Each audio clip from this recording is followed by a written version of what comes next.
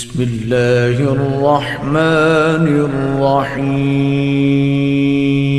مومنین کرام، سب سے پہلے آپ کی چاہت، محبت اور خلوص کا بے حد شکریہ۔ ہمارے ساتھ کنیکٹ ہیں، چینل کو سبسکرائب کر رہے ہیں اور اپنی قیمتی رائے کا اظہار بھی کر رہے ہیں۔ پروردگار آپ کی دعاؤں کو قبول فرمائے، آپ کی مشکلات کو آسان فرمائے۔ اعوذ باللہ من الشیطان اللعین الرجیم، بسم اللہ الرحمن الرحیم۔ میرے واجب الاحترام مومنین و مومنات، السلام علیکم ورحمۃ اللہ وبرکاتہ۔ مومنین کرام، شب جمعہ کا ایک ایسا عمل آپ تک پہنچانے کی سعادت حاصل کر رہے ہیں کہ یہ عمل آپ کریں گے تو پروردگار آپ کی تمام تر دعاؤں کو قبول فرما لے گا اور تمام تر حاجات کو پورا فرما دے گا۔ یہاں تک کہ روایت میں ملتا ہے کہ گناہان کبیرہ کا مرتکب اگر اسی رات مر جائے تو شہید کی موت مرے گا، بلکہ اللہ اس کو اور اس کے اہل خانہ کو بھی بخش دے گا۔ نبی اعظم صلی اللہ علیہ وآلہ وسلم بیان فرماتے ہیں کہ شب جمعہ کو جو اس دعا کو پڑھے گا اس کی دعائیں قبول اور حاجات پوری ہوں گی۔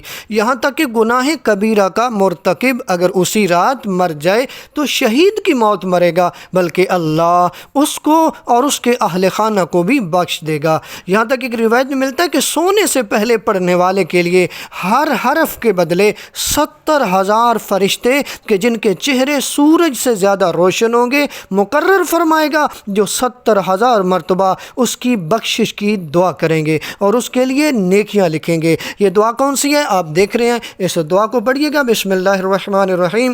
یا سلام المؤمن المہیمن العزیز الجبار المتکبر الطاہر المطہر القاہر القادر المقتدر، یا من ینادی من کل فج عمیق بألسنۃ شتیٰ ولغات مختلفہ وحوائج اخرى، یا من لا یشغلہ شأن عن شأن، انت الذی لا تغیر کالازمنۃ ولا تحیط بک الامکنہ ولا تأخذک نوم ولا سنۃ، ویسر لی امری ما اخاف عسرہ وفرج لی من امری ما اخاف کربہ وسہل لی من امری ما اخاف حزنہ، سبحانک لا الہ الا انت انی کنت من الظالمین، عملت سوءا وظلمت نفسی فاغفر لی انہ لا یغفر الذنوب الا انت والحمد للہ رب العالمین ولا حول ولا قوة الا باللہ العلی العظیم، صلی اللہ علی نبیہ محمد وآلہ وسلم تسلیما۔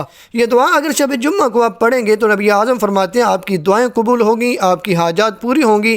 تو اگر گناہ کبیرہ بھی کیا تو اگر اسی رات مر جائے تو شہید کی موت مرے گا۔ پروردگار سے دعا ہے کہ خالق کائنات ہم سب کی دعاؤں کو قبول فرمائے، ہم سب کی مشکلات کو آسان فرمائے۔ والسلام علیکم ورحمۃ اللہ وبرکاتہ۔